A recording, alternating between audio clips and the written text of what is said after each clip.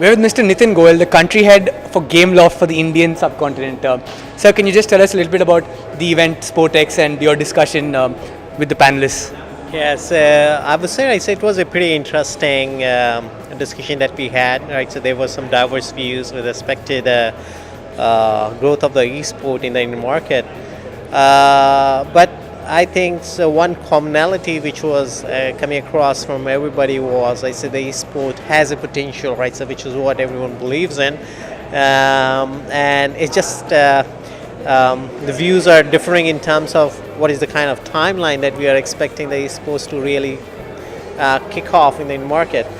But from the Gameloft perspective, I can tell it's we have been talking to a lot of clients in the Indian market.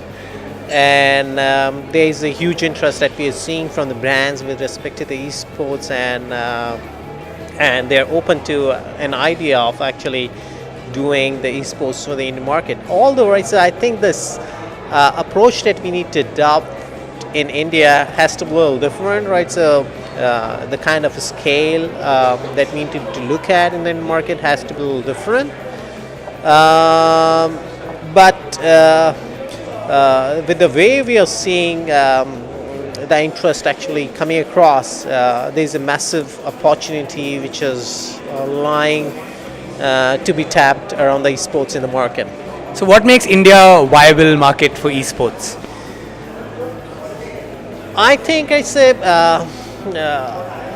the business model has to be a little different for the Indian market. I say and this approach that need to adopt has to be a little different, right? So while globally, I say if you look at the esports, the kind of investment which is required to actually create a esport event is significantly high.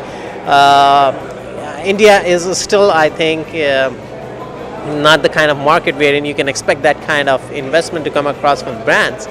But the opportunity lies in the kind of audience which is there in the market, right? So which can be tapped, and as we strongly believe, right? So mobile has a huge potential, while globally, right? So you would have seen esports happening around the PC gaming or the console gaming, but yeah, India is more likely to happen around the mobile gaming.